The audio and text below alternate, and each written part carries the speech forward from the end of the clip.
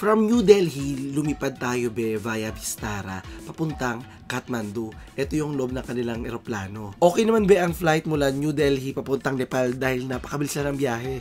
Hindi mo mamalayan, sa isang iglap lang, darating agad tayo sa Nepal. Roughly, 1.5 oras lang ang biyahe. Karamihan pa sa mga connecting flights papuntang Nepal is nanggagaling pa sa New Delhi. Kaya naman kung gusto mo mag-stop over muna sa India, pwede mong gawin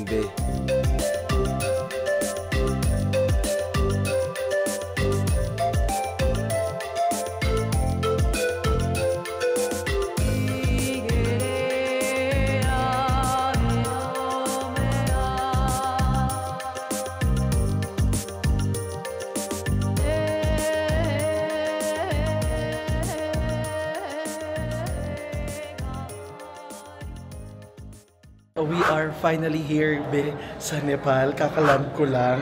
So, pagkaland ko, kinuha ko yung baggage ko. Ay, hindi muna. So, pagkaland ko, ito yung mga nangyari. So, pagkaland ko, nag-fill up ako ng form para sa visa. So, fake news yung nasa Pilipinas na sasabi na free visa tayo dito. Magbayad pa tayo ng $30 visa or 4,010 Nepali rupees. Tapos, after nun, kinuha ko na yung baggage ko. Bumili ako ng SIM card. Then ngayon, figure out ko na paano ako sa hostel na tutuluyan ko today and tomorrow. SIM card, sir? Already have it. You already got one? Yeah. Thank you. In fairness, yung ano nila, mga sundalo nila, security nila, sila yung nag-assist talaga sa amin pumasok sa elevator. Ay ba yan? Filipino? Filipino. Ground floor. Okay.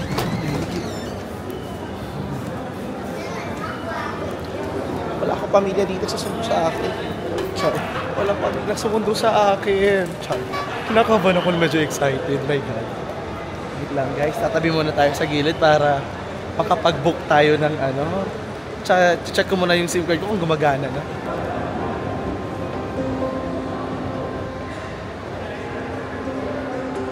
Guys, so lumabas muna ako ng airport. Yan sa labas ng airport guys, marami talaga makukontrata dito sa inyo. Taxi. Eh, mula dito, parang 5 kilometro lang papunta doon sa tutuluyan ko. Tapos mga nasa 475 Nepali rupees. So, 500 in short. So yung mga nangungontrata, ang singil sa akin is 1.8, 1.5. So, okay, para ay no way. Hindi lang doble, triple. So, try ko mag-book dito. Ang mga app na meron sila dito is Pataw at saka Tutel. So, ngayon meron akong Pataw. Try ko kung makakapag-book ako from here or maglalakad-lakad ako somewhere na makabook tayo. Kasi nahihirapan din ako dahil kinakausap ako nung driver sa salita nila, hindi ka kami nakaintindihan. So, umupo muna ako dito isang hotel para magkape. Sabi ko, parang mahal naman ang kape dito. 350, 250. So, kinonvert ko, ay, wala pa pala 100. So, okay lang pala. Kartihan ko sa life. Yung vibes niya dito na parang nasa Baguio lang ako. Parang Baguio Country Club. Sure. Thank you. Cash.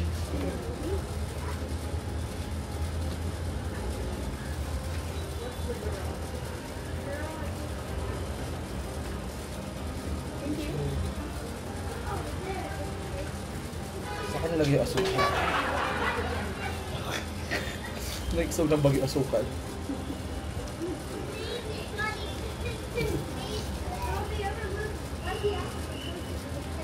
Pagkape man lang ako guys. Walang libreng kape sa aeroplano kanina. In fairness, masarap yung pagkain nyo kanina sa Vistara. Tapos, okay naman. Maganda yung flight. Okay naman yung mga katabi ko. Wala naman parang ewan or sobrang wala naman. Kasi nung nakarang araw, ipapuntang biyahe ko from Kochi to Delhi. Diyos ko guys. Pero ang puputok talaga nila. Kanina, in fairness, wala naman. Mga katabi ko, mga akit sila ng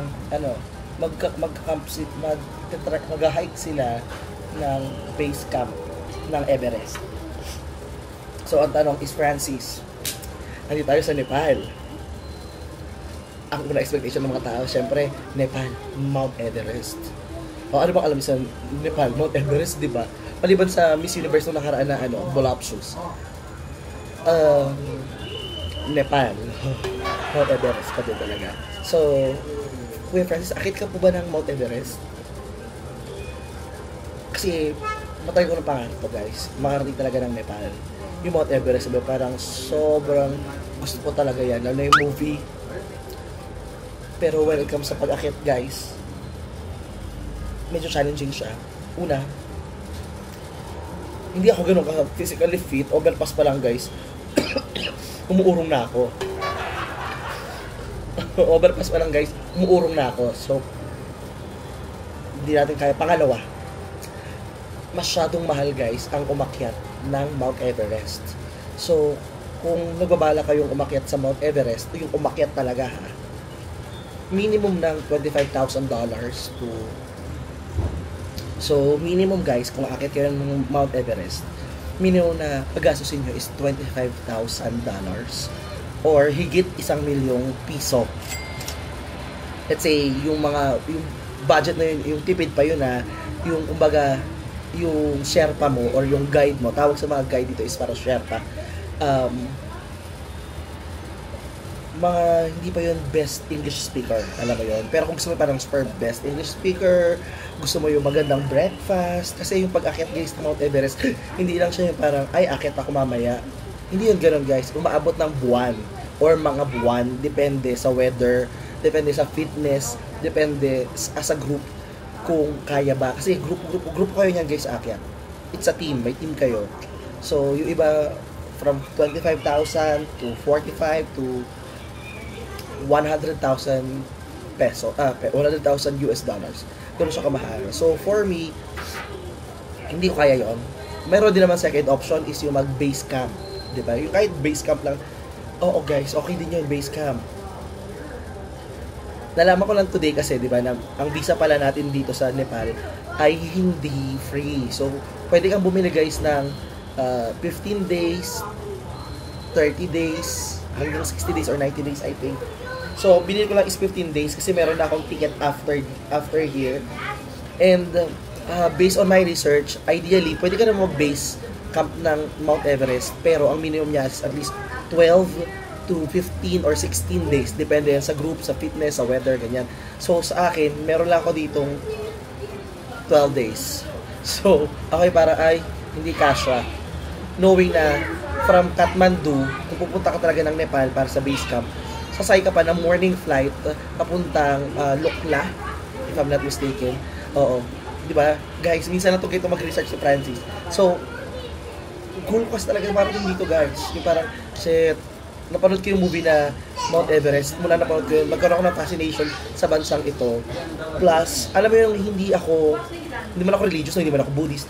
Pero, syempre, nung pinag-aralan natin ito, estudyante tayo na dito, this is where Lord Buddha was born. So, si Gautama. Basta si Buddha, ano naman first name ni Buddha, Lord Buddha, siya pinanganak allegedly. Kasi pinag-agawan pa rin yan ng Indians at saka ng Nepali, na parang sabi ng mga Indians, yung area na yan is part ng India yan. Sabi ng Nepal, hindi, amin yan. Sabi ng India, bakit? May Nepal ba nung ano na yun? Wala pa naman. So, there's a long discussion over that. Pero, let's consider na this is the land where Lord Buddha was born. So, Kuya Francis, ano lang gagawin mo dito sa Nepal? Hindi tayo maligay sa Nepal para, syempre, itry yung pagkain. Pangalawa, gusto ko dito talaga mapuntahan yung area kung saan makakakita ako ng rhinoceros. Kasi super, na sila guys, super endangered na sila. And dati may nakita ako sa Instagram na para makikita mo lang daw sa isang town dito, sa Chitwan, yung mga rhino na naglalakad sa mga kalsada. So okay, parang, oh my God, ganun ba? Kasi kumbaga, nakita ko na sa India, di ba, yung mga sa Jaipur, na naglalakad lang sa kalsada yung mga elepante. Ganun din sa Sri Lanka. So dito naman guys, na parang, oh my God, totoo ba? Bigyan ko ng basic idea about sa Nepal.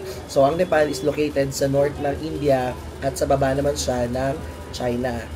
Tapos, sa east niya is si Bangladesh, landlocked siya, wala silang history na naging kolonya sila, nasakop sila, oo, pero never sila naging kolonya. Ang salita nila dito is Nepali, pero marami silang salita pa din, nasa 125 dialects, ethnic dialects sila. And yung regions nila nahati ata sa 5. So, 3 doon is walang pangalan. So, Province 1, Province 2, Province 3. May Province 5 pa pala. Si Province 4, meron ng pangalan kung saan nakalagay itong capital nila na Kathmandu. So, ayan, nandito tayo sa capital nilang Kathmandu, kung saan located din yung kanilang international airport na, ang pangalan? Baban? Kung nakalimutan ko agad. So, bakit ako pumunta dito? Isa pa. Actually guys, ang mahal ng ticket from India to Philippines.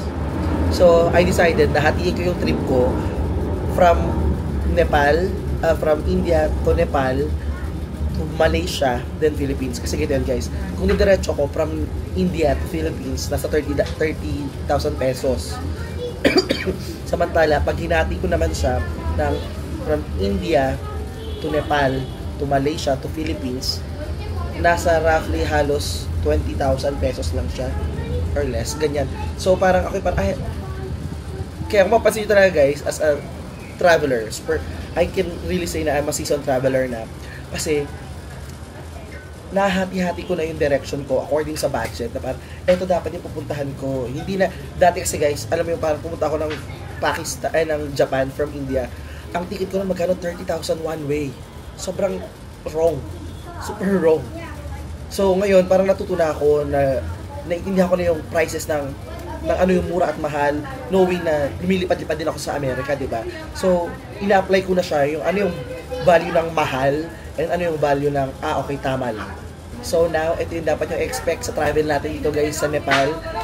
Pagkain, yung natural beauty, yung experience ng kanilang city, yung kanilang nature, at syempre we will see kung saan tayo dadalhin ng ating landas. So guys, I hope magustuhan nyo itong adventure natin dito, and follow nyo ako sa social media para makita nyo yung mga updates sa mga nangyari sa akin. And guys, please help me subscribe to my channel, share my videos to all of your friends, comment down below kung meron kayong tips, kung meron kayong advice, and maybe may apply ko yan sa Mouse na travel ko, dahil for sure comment kayo ngayon, na-comment nyo na yon, tapos hindi ko pa mababasa agad-agad. So, kung hindi man ako matuto, yung mga tao sa comment section, comment down below. Do you know Nepal? Comment down below. Napanood ba yung Everest? Alam mo yung Everest? And ito pa, speaking of Everest guys, ang Everest is continuously tumataas. Oo, every year tumataas siya na parang 2 inches ata, I think. So, yung bawat sino nakakakyat, nagiging record holder siya ng panandaligan. Kasi continuously umaangat siya. So, that's it guys. And I'll see you later sa pupuntahan ko. Fairness, alam ako. By the way, bumili ako dito SIM card. Yung SIM card nagkakahalaga ng 1,000 rupees. Napali. Napakalabansa ko.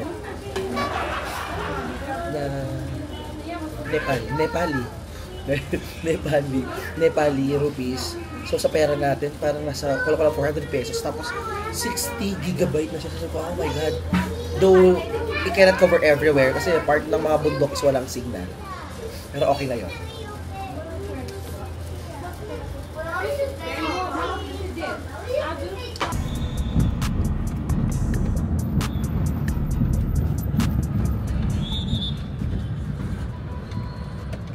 Alam nyo na yun guys. Anyway, so eto guys, nagtagupla yung ating plano at dito na ako ngayon sa Bingsan. Uber, di matuloy, pero parang gano'n na lang guys. And ngayon pupunta tayo sa hostel na tutuluyan ko.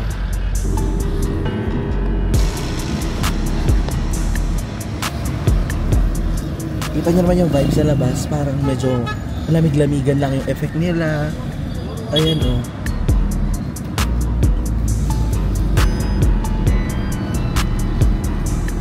Actually, sabi ng Google, di ba walang public transport talaga mula doon sa labas. Ay, mula sa loob ng airport area. So, kung gusto mo public transport, lalakad ka pa palabas dito sa mga bus stop para makarating ka doon sa pupuntahan mo. Di ba? Ang design, very Philippines din. Parang mga bahay sa atin. So, nabanggit ko kanina, di ba dito sa Nepal, pinanganak si Lord Buddha. Pero predominantly, ang majority pa rin ng population nila dito ay mga Hindu at only maybe para sa nasa 10% lang yung mga Buddhist talaga. Pero karamihan sa mga kapitbahay natin na bansa, like kunyari Thailand, Cambodia, Myanmar, pupunta sila dito para sa mga pilgrims nila sa Buddhism. Especially doon sa lugar kung saan pinanganak si Lord Buddha sa Lumbini. Para may bini, gusto niya yan.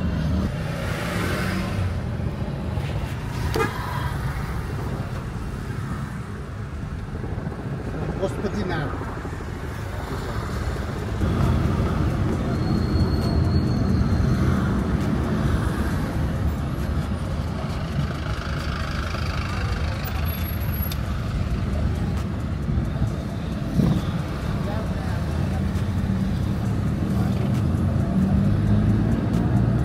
So dito guys, maiksi lang yung tour natin dito, no. Meron akong inayos talaga na itinerary. Not there Francis, pero that's Francis. Meron akong inayos sa itinerary. So alam ko yung mangyayari sa akin in the next few days. Actually, the whole time na nandito ako. Ito lang yung kaya kong puntahan guys. So Kathmandu, Chitwan, Pokhara. It's back to Kathmandu.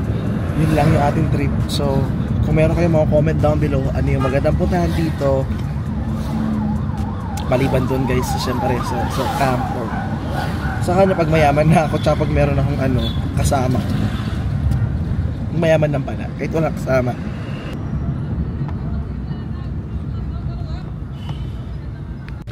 Shoutout sa kaibigan ko si Just the Explorer kasi nagpunta siya dito last year.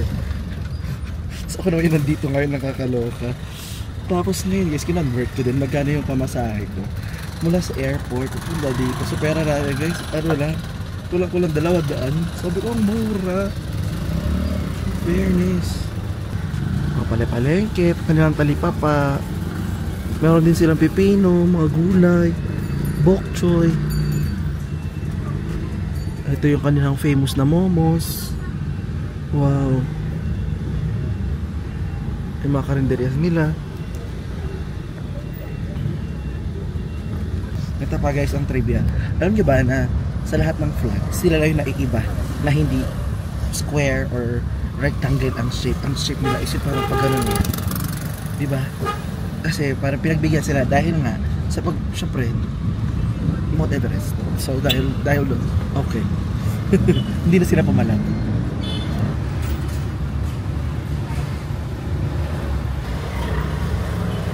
Ang ganda, alam mo yung parang iba lang yung yung lugar nila, parang hindi siya 2024. Basta parang iba yung ambience niya.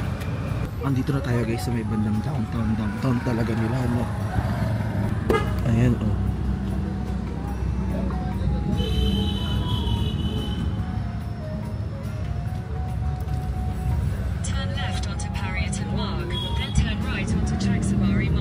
Pero alam niyo, nakaka-proud. Dati nakikita ko na talaga sa internet. So nandito na ako. Astig.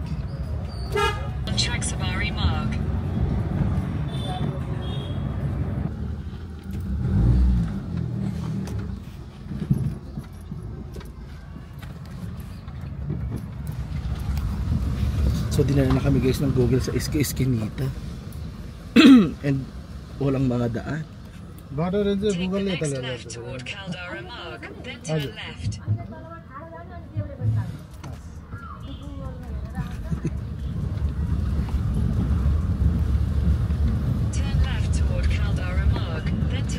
Oh, magagalit kayo sa akin. Yung lokal nga dito naliligaw. Paano pa ako? Tag-ibang bansa ako. First time ko lang dito, sila taga dito sila. Diba? Partida pa, nagsasalita sila ng salita nila dito.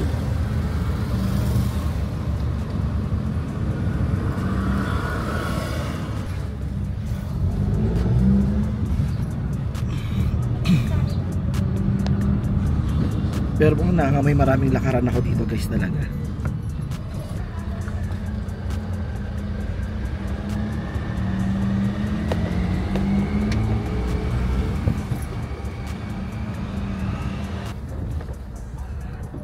Dahan niya bada.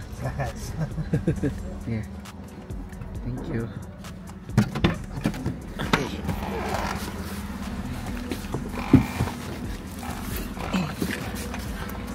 It's okay. Okay, sir. Thank you.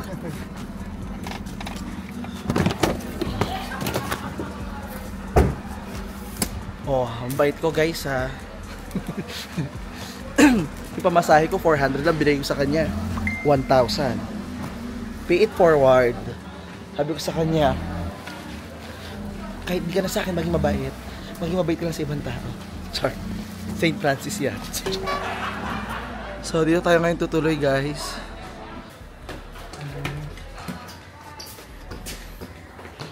It's a little bit high. It's like Mount Everest also. Agad na. Kaya pala niya binuhat yung gamit dahil mataas. Whew.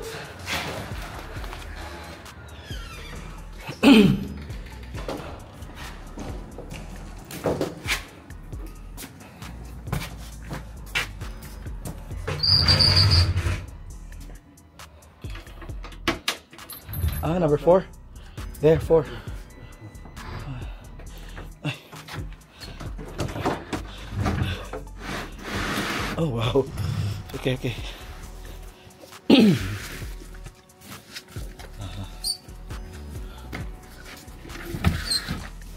Is it for there?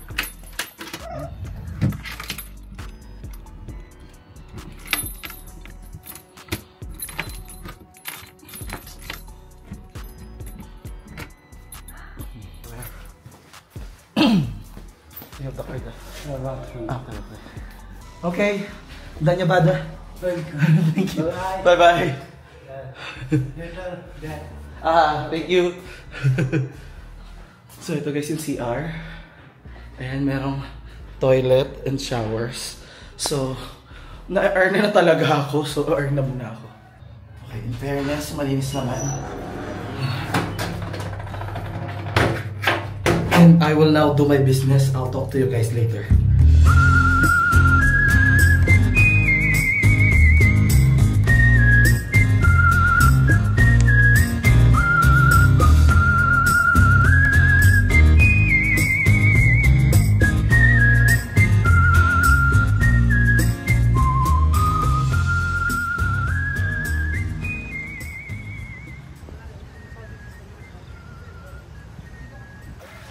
In fairness naman dito ba kay Google Maps, nakikinig na naman ako dito oh. Feeling ko local ako dito lang. Ang daanan talaga namin is talaga Eskinita. Kala ko taga dito ako. Ayun guys, nakikita niyo yung mga kabahayan nila dito. Parang hindi naman nalalayo sa mga bahay sa atin. So ito yung parang ako talaga pala travel ako guys na mag-isa. Open ko lang yung Google Maps sa phone ko. Tapos nakikinig ako sa tenga saan yung direction. Actually pwede ko siya kaninang ayun yung pupuntahan natin. Ayun, kita nyo ba dyan? Ayan. So diba, may idea na kayo. Pero lahat talaga tabi.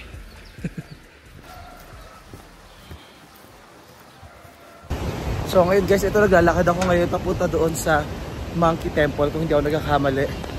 Tatawid ako ngayon dito sa ilog oh.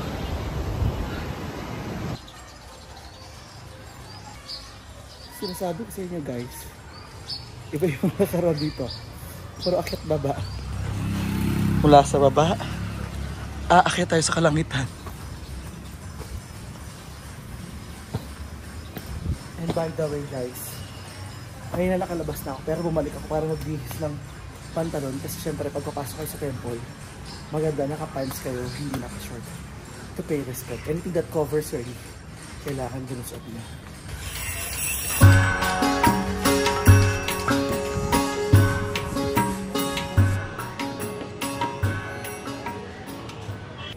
Oh my God, Oh my Buddha. Buddha naman oh. Kita niyo yan guys, gano'ng kataas. Grabe.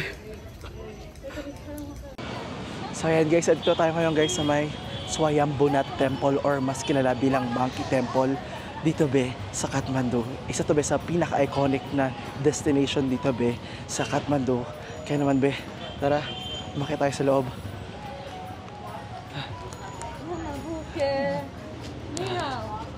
I'm not Chinese. Sobrang timing naman na pag-akit natin umuulan. So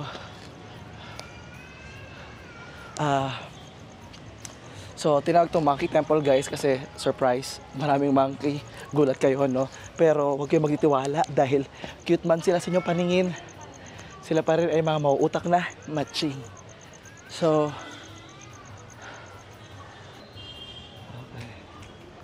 dito guys, sa itaas nito guys, makikita natin yung stupa and yung mga kulay na mga banderitas ng mga Buddhist na nagsisimpulo ng kapayapaan at spirituality. Let's go. Grabe, alam mo yung pakiramdam ko dati na mapanood ko lang itong mga video na to. Yung mga video dati na nagagano. Yan. Tapos madumi na yung palad mo. Wow.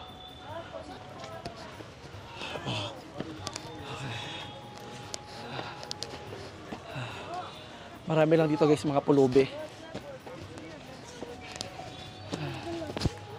No. And pagdating natin sa tuktok na ito guys, makikita natin yung magandang view na itong Kathmandu Valley.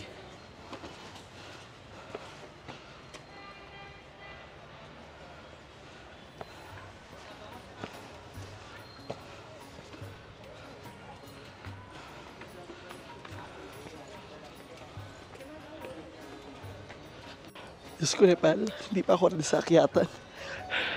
Grabe ka naman.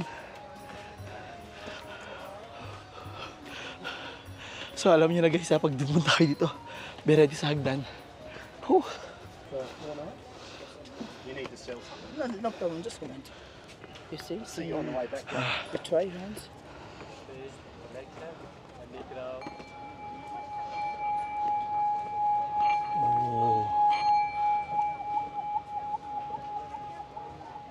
This name is singing bowl, and this used for therapy. The woman and man have 7 chakra. The sound for balance for your chakra. And how much are these? which one? This one because I'm just asking because I will tell my friend because he likes it. Now have a small size, medium size. What size you like? Just small one maybe. This one? Yeah, I'm not gonna buy it because I will ask him because he's the one who wants it. You're a blocker? Yes. You from? I'm from Philippines. Oh, the Philippines. Yeah. It's rupees 1,500. 1,500. How about the big one? This is big one, little bit expensive. Yeah. 25,000. Wow. But they are bigger ones. Right, Buddhas. This is mandala. And their mantra Om Mani Padme Hum, Om Mani Padme Hums. What does it mean? That's mean God give long life. Okay. And the first is the Om. Om is mean good luck sign. If you're praying for 108 times, the good karma. Okay, wow. And this is mandala too. And the mantras is the Buddha power and the charity.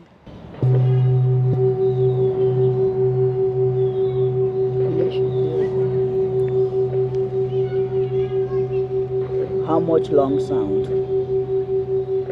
It's so long. Just lessons.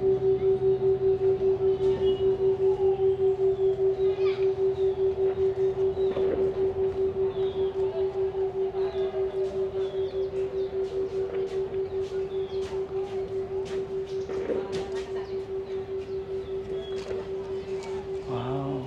I show you something. Close your eyes.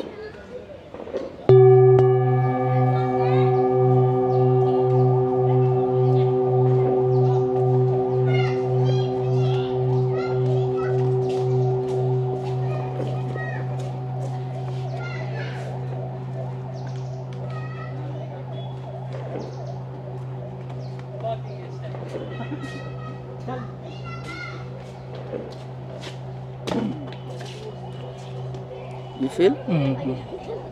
They're more long sound. This is a special work here. It's masterpiece work. They are all handmade. Wow. You take video for that one, picture video. Your mobiles. Can you do it again? Do it again. I'll take video. Okay. Wait.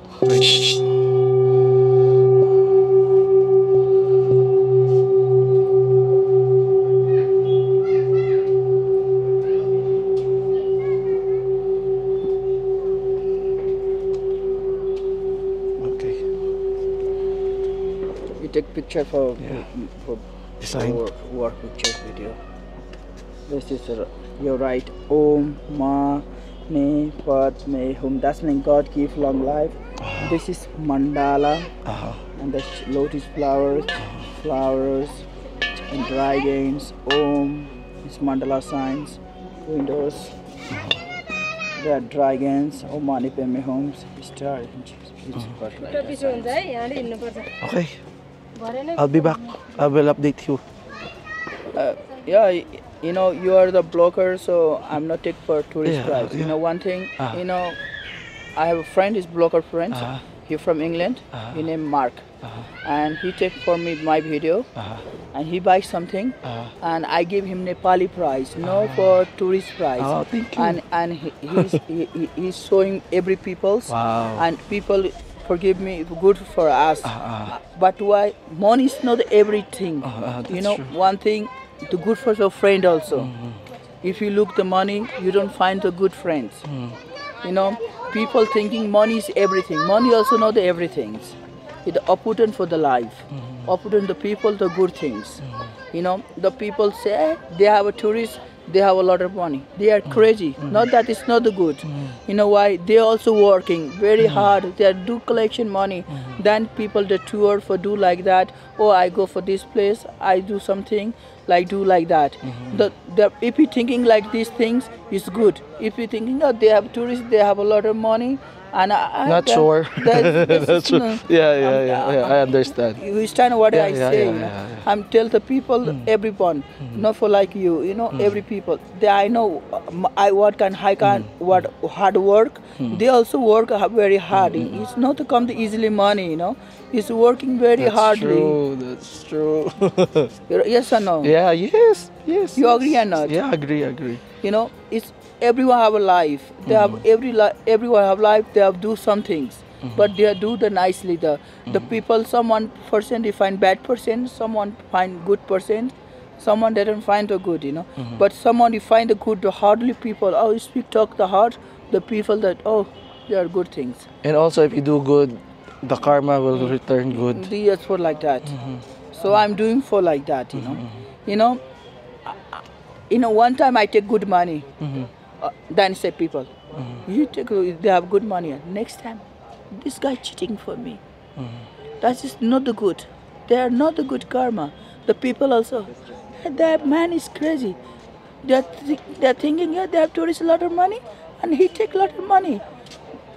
But my heart say, no, do like that. My heart say, everyone do for money, and everyone said like that. So I do like this.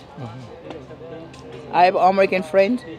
There he meet first time, and I tell like the word, and I give Nepali price. Almost happy. He come 1 year for one time Nepal. He buy anything, something small, big, anything. He buy only for my shop, not buy any shop. But he. I don't know. Sorry. What's your name, brother? What's your name, brother? Sanjeev. Sanjeev. Yeah. I'm Francis. He's a good friend. You know, one thing. Life is almost opportune, but friend also very opportune. That's true. You know, it's also family. But I work for family. So I working very hardly for not for easily. People I sell like that, thinking I take the expensive. But my heart say, I can expensive. What can good things? What can special things? What is cost? You take the profit like 100, 200 profit.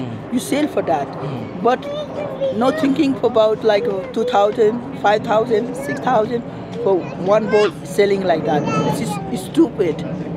But but I didn't do like this. You know, I do for like that, just few profit and a few selling. You know, if you have sell for like this thing, the people. And I have a lot of friends like American, German, France, Italy, England, and I give him Nepali price, and they are come all time for me, and they are try every shop, you know, they price it It's different. and say, why you sell like that? And I say him, so I don't look the money. I'm looking, but only one time I meet. Next time I didn't meet. That is the point. Okay. I got the one. Yeah. Yeah, thank you.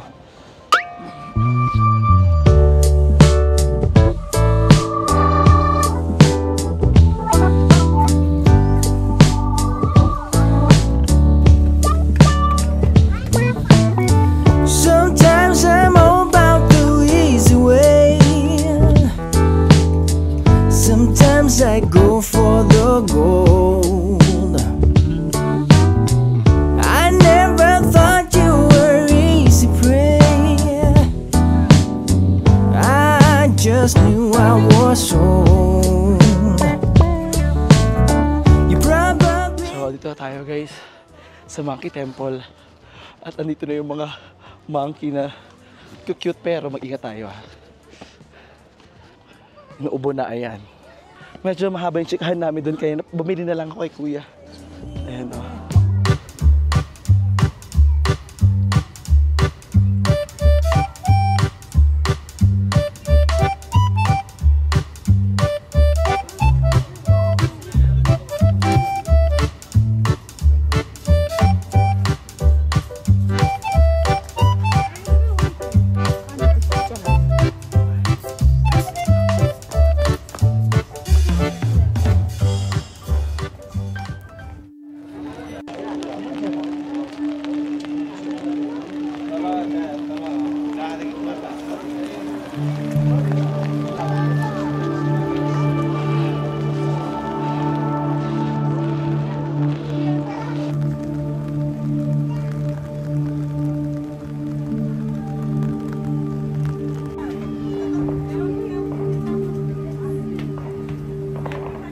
Inabutan na tayo guys ng ulan. So ito tayo ngayon sa ibabaw na.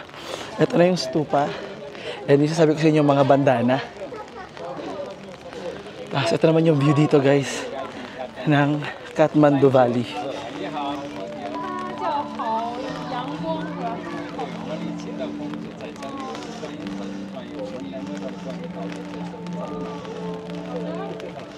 So ayan guys, palibutan tayo ng mga kabundukan dito. This city is like Kathmandu and Bhaktapur and Pathum. This is the largest.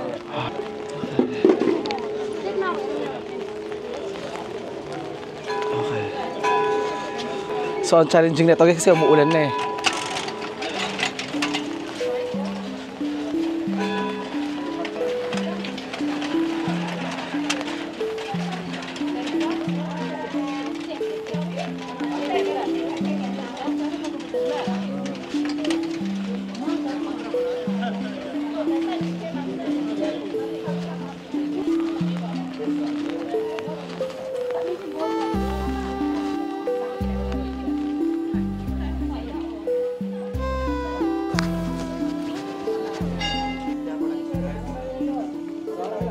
Somehow guys, totoo naman yung sinasabi nila na pag nakarating ka dito sa ibabaw, maramdaman mo yung peace din ng lugar.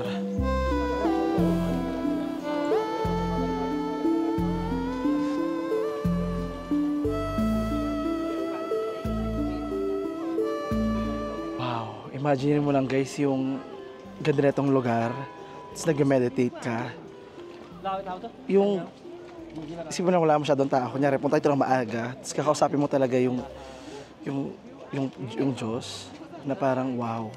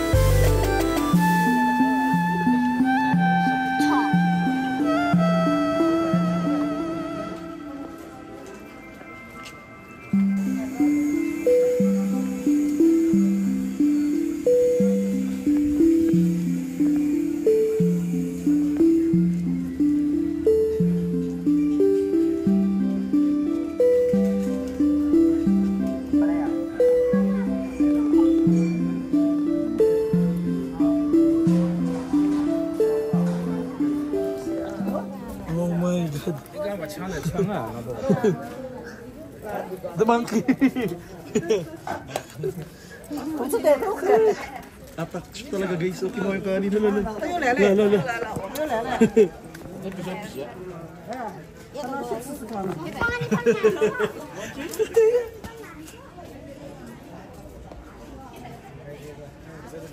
Kumain siya ng bigas. Kahit hilaw.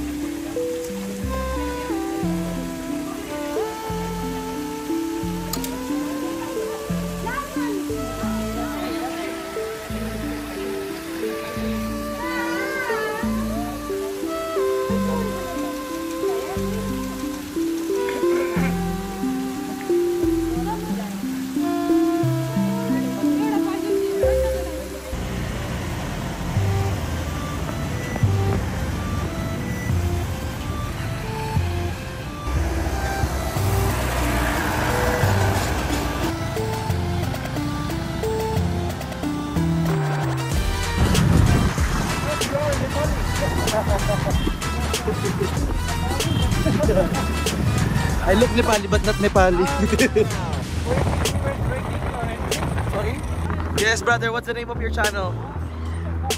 Sorry? Somdiko Vlog. Okay, perfect. Hi, Nepal.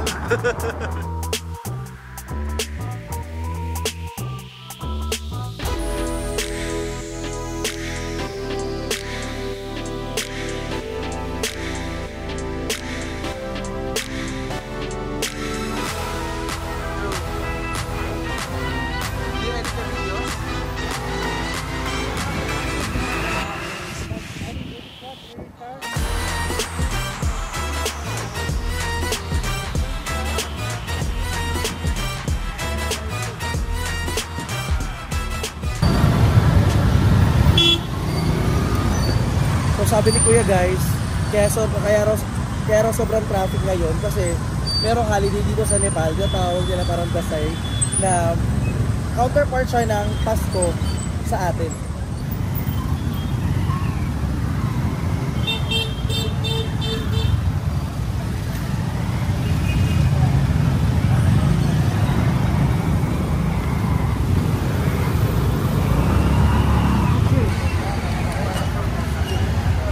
$1,000 for foreigners and ayan oh, $250 pag tagasar or bimsteak.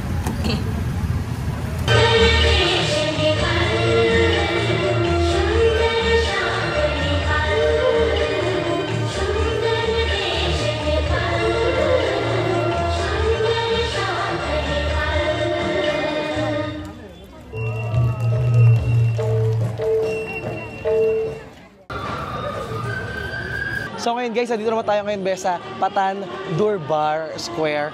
Ang isa sa pinakamagandang lugar dito sa Kathmandu, Nepal. At kung mahilig kayo sa history at architecture, ito ang perfect spot para sa inyo dahil isa rito ang UNESCO World Heritage Site. Ah, bongga.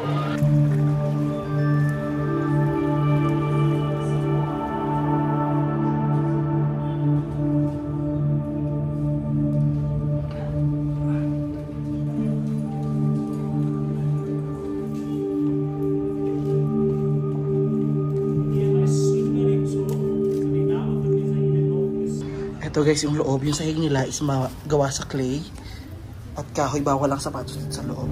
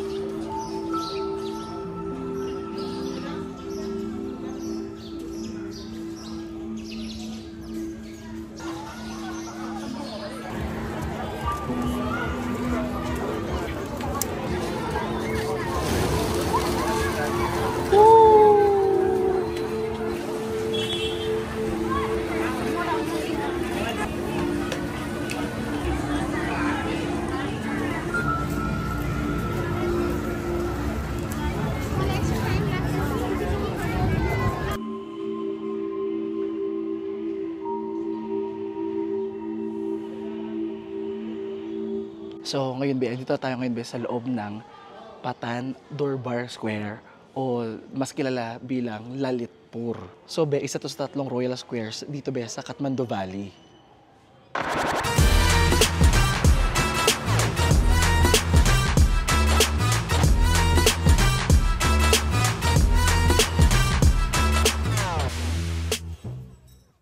Sobrang happy ako guys na nakarating ako dito.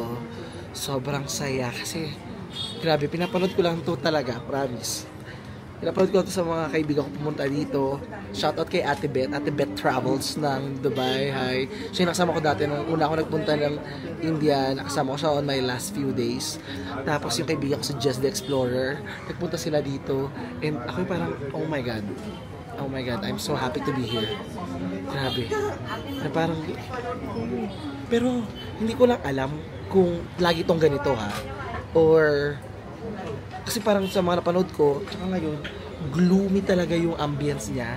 Hindi ko alam kung dahil sa maulap lang, tapos yung surroundings natin dito is, may kita nyo puro kulay brown. Diba? So parang, feeling ko na sa ibang century ako. And for tonight's video, kakain muna ako guys ng hindi muna pagkain nila. I-reserve ko na yun sa next video. So order lang muna ako ng sweet and sour pork. Pero super Nepali pa rin naman yun. Tingnan natin ano yung palalabasan niya mamaya pag nakita natin. So and guys, mag-tsaa muna tayo. Para nilagay asukal.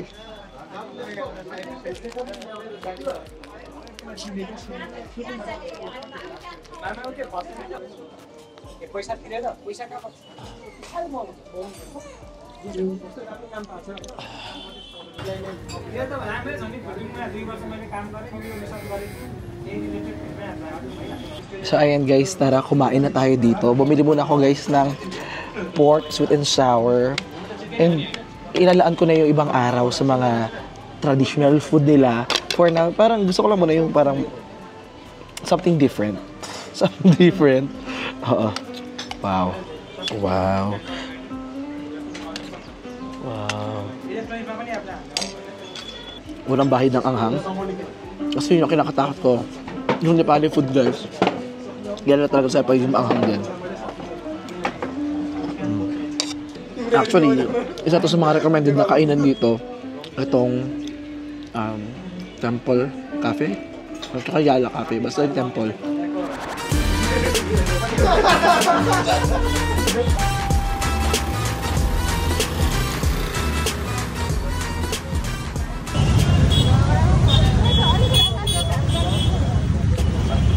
Sobrang traffic guys.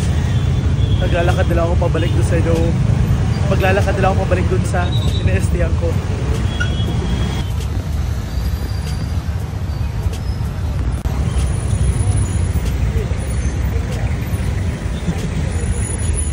Grabe din guys sa traffic dito.